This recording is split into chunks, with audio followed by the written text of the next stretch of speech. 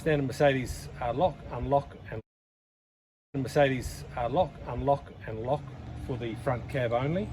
The two gold keys are for the side door. Anti-clockwise to lock, clockwise and horizontal to unlock. Inside we have a black button up here that lifts the stairs. You need to just give the stairs a little bit of a kick to get to go up. Press it down and finish off with your foot. If you start the engine and you'll hear this noise, it means that you haven't got the stair up. You have to make sure the stairs are up. It means that you can't drive off without having the stairs up. On this door here, there's a little catch. This little catch here acts as a screen, fly screen, so you keep the main door open. Just have to be a little bit wary of that. You don't want to. It's quite fragile, so you don't want to really be too rough with it. The little pipe just down here is the diesel heater exhaust, in case you're wondering what that is. Come down here, the small silver key is what opens your water. Fresh water, it's a cap, fill it up. There's a garden hose on the other side of the van, which I'll show you in a second. Basically just fill it up until it spills out. These ones here, two buttons, press them in, and the door open. The silver keys, there's three silver keys here. For the three, each key will open one of the, or lock one of the side doors. And there we have things like hiking chairs, stools, camping chairs, table. If you have the barbecue option, there's a barbecue and a gas bottle that goes with it, and a few games and cricket sets and bits and pieces.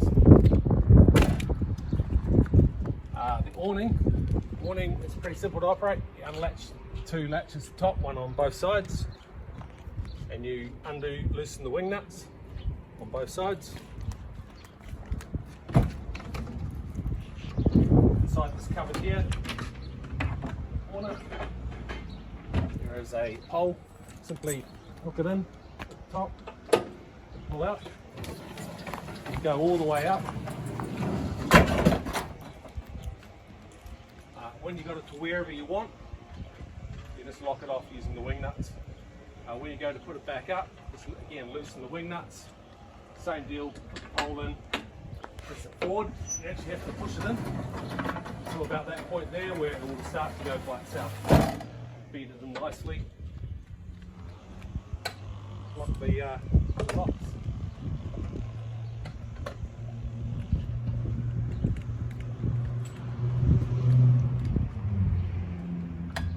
And that's locked. We go around the other side.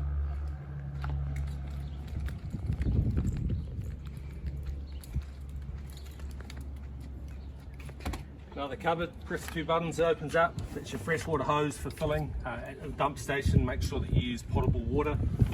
This black one here is your grey water hose. It has a catch like so. And basically under here, there's where the exhaust is. You undo the two silver levers, undo the catch.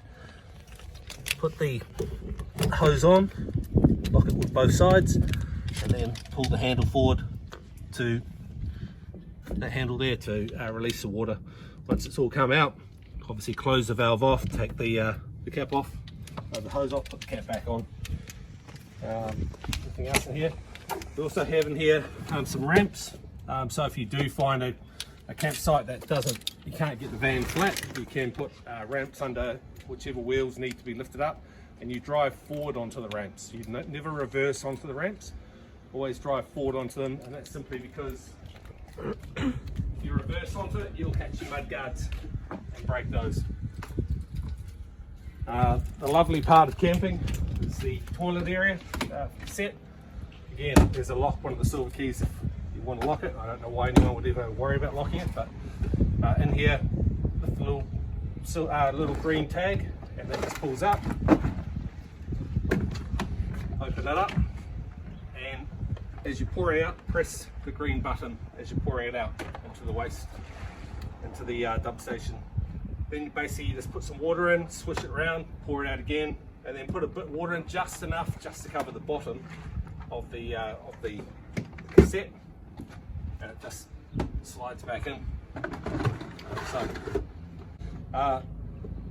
This little bit that pulls out here is for your flush. Inside the toilet you have a little blue button which flushes the toilet. This is how you refill this, just by pouring water into the top, fresh water, and there's a little clear tube here on the side, and that tells you what the water level is. You fill it up pretty much to the top, and that'll allow you to flush the toilets.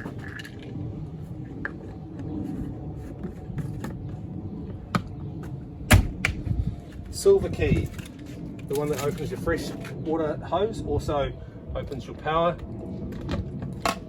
and there you have your power lead. Basically you just take that out, plug that into your campsite, and that will give you power. There's some circuit breakers inside which I'll show you in a minute. Silver key also opens this. This is your emergency gas shut-off for your hob and for your hot water. You shouldn't really ever need to get in there, but if you did have to isolate, you can do it. Silver key also opens this door. That's your 9 kg gas bottle. It should be full, so you shouldn't need to worry about that. But if it does run out, you can always just go to any gas station and just swap bottles. The van is 7.3 meters long and 3.3 meters high. So when you come into park in like a little town, you've got to be aware of the camber of the road, especially if there's shops with balconies coming out, because you don't want to hit the top of the canopy on one of those balconies as you're parking, and also watch out for trees and things. Widest point of the vehicle is your wing mirrors. There's all of your electrics. Basically you can have everything turned on: fridge, stove tops, water pumps. The ones that you'll need to turn off is when you're traveling, you generally turn the water heater off, and that's because it's a gas caliphant system. You don't want igniting when you're at a gas station. Only takes 10 minutes to heat the water up when you get to your destination. The other one is the water pump, which you will switch off at night generally, because otherwise at 2 o'clock in the morning, it's a pressurized system. It may kick in and make a noise similar to this in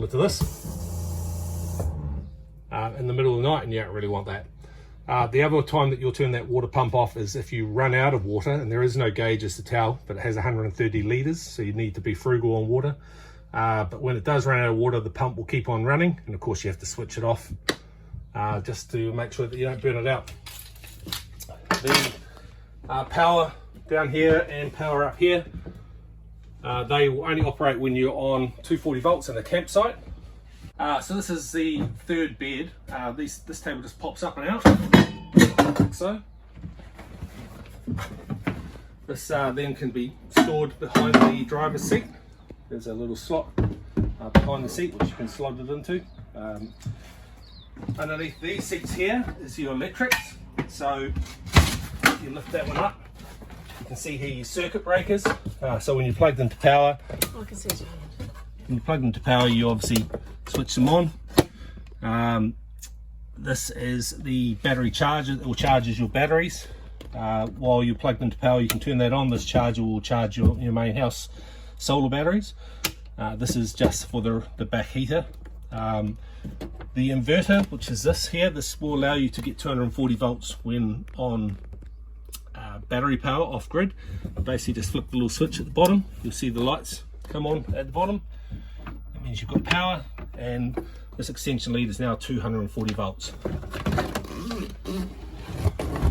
So if you wanted to run the microwave, you can actually run this extension lead, unplug the microwave at the top here, plug it into here, and now you have a microwave that you can run when you're off grid. All of these cupboards down here have got your pots, pans and everything. Press the button, the door opens. The checklist when you go to drive away is you have to go around and make sure every single one of the buttons is pushed in, like so, and that your skylights are wound down, so you have those wound down when you're traveling. All of the windows also need to be shut. Basically there is fly screens on all of the windows. If you drive with the window open and the fly screen there, then you'll damage the fly screen. So generally when you're traveling, all windows shut, all vents shut, and air conditioning from the cab obviously runs that. Under here is all your cleaning stuff, rubbish bins. At the top here we have your first aid kit and some lights and basic toolkits. You also have your TV remotes. So the TV remote is pretty simple. Turn the power on, blue light comes on. Select your source. As soon as that starts up.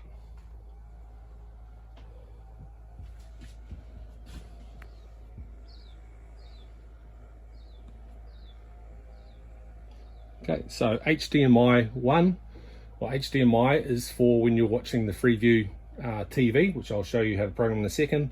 If you press the source button again and go down to media, if you press on the media, that is when it will play your USB drives. The USB drives just slot into the side here. There's some movies up in the cupboard. You can scroll across to the movie, keep pressing the OK button, and then you can see all your different movies that you've got to watch.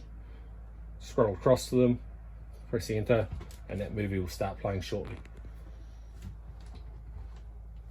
To tune the Freeview satellite dish, basically you turn the power on. Turn the power button on, and then once this light goes out like it has now, you hold the scan button down until you see the green light start moving across.